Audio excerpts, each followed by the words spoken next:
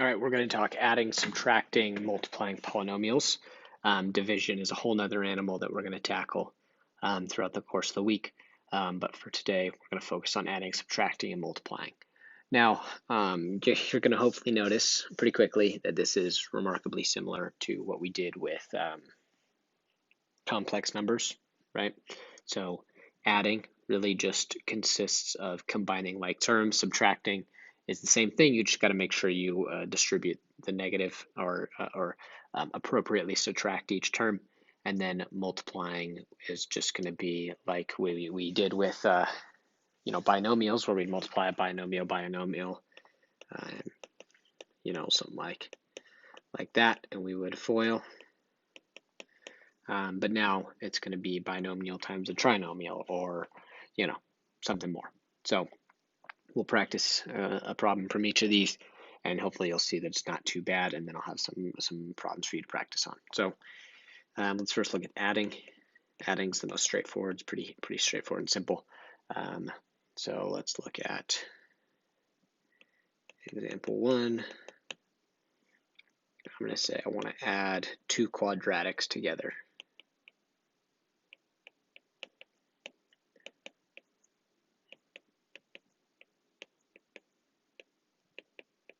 So one thing that I'm going to be wary of is with complex numbers.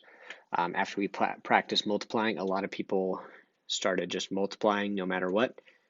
We have this addition sign in the middle that means I'm adding the two together. And so when I add two polynomials together, all I'm doing is combining like terms. So I combine my x squareds, I combine my x's, I combine my constants, right? So what I would suggest doing is just dropping the parentheses and rewriting it as,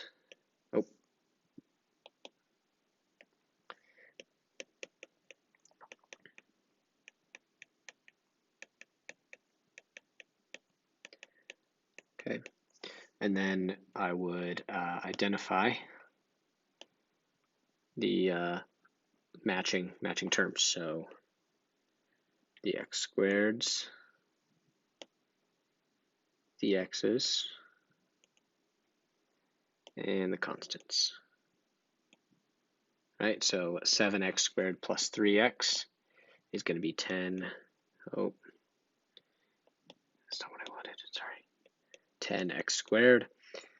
Negative 4x plus x is going to be negative 3x. And then 6 plus 5 is 11. And that's all it is. Right? So drop the parentheses, combine like terms. That's specifically when we're adding. Okay? So we definitely want to keep an eye on that. So subtracting, pretty similar, just got to be a little bit careful. So let's look at, I don't know, 2x to the 4th plus 1 minus 3x cubed. Minus, so minus, right? Keep an eye out for that. X minus 1 minus 8x cubed. Okay, so this negative, this subtraction tells me that I'm subtracting each term in the trinomial here. I'm subtracting that term, I'm subtracting that term, I'm subtracting that term. Okay, what that means is I want to change the sign on each term. Okay, so if it's positive, it becomes negative. If it's negative, it becomes positive. We use the negative to change each sign and drop the parentheses in the same step, and then it's just like before, you combine like terms. So I can drop these parentheses because there's no negatives up front, so I don't need to do anything with that. You sort of think about this as being multiplied by a negative 1. It's sort of up to you. But x is positive, so it becomes a negative x. 1 is negative, so it becomes a positive 1, and then 8x cubed is negative, so it becomes positive 8x cubed, right? Then all it is identifying like terms and combining them. So here's your x cubes.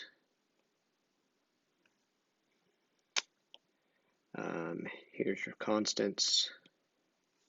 And then there's one x term and one x to the 4th term. Okay, And I would suggest writing these in standard form, so descending orders of power. So we'll start with 2x to the fourth. 2x to the fourth. Next, I can go to the cubeds. So negative 3x cubed plus 8x cubed is 5x cubed. There's only one x, so I bring that down, minus x, and then 1 plus 1 leaves us with 2. Right, that's all it is. Maybe I should circle. Not too bad. So first step, distribute the negative in, and then combine your like terms. Okay, that is adding, I guess, and subtracting. All right, so multiplying.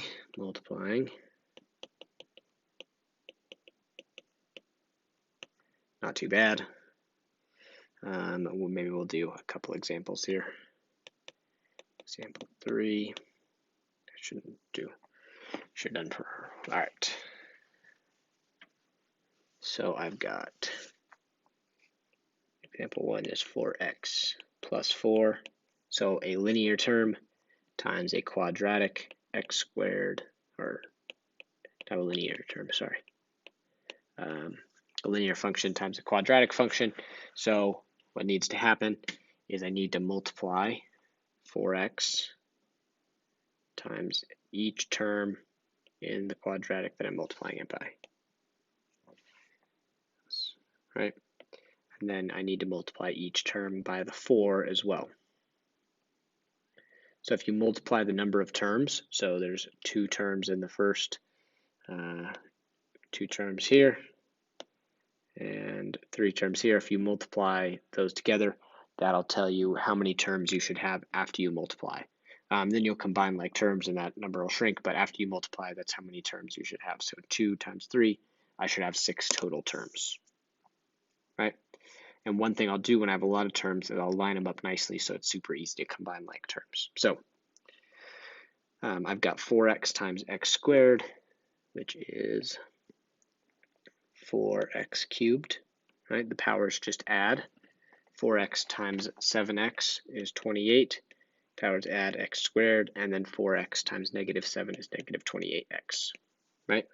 Now, instead of writing my next terms here, I'm going to stack them underneath the terms that apply. So like if it's an x squared, I'll put it under the 28x squared, or an x, or so on and so forth, right? So 4 times x squared is 4x squared. It's positive, so I'm going to stack that under the x squared, which allows me to just add down to combine like terms.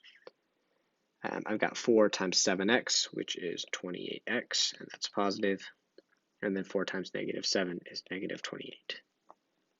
Right, so to combine like terms and wrap up the problem, I've got 4x cubed plus 32x squared. The x's cancel out, and then minus 28. Right, and so that is my final product. So you'll notice that my degree of my function increased to x cubed. So the two, when I multiply the two largest high degree terms, x squared and the 4x, those two terms are what's going to determine what our resulting function is in terms of the degree. So something to look out for there. Let's do one more.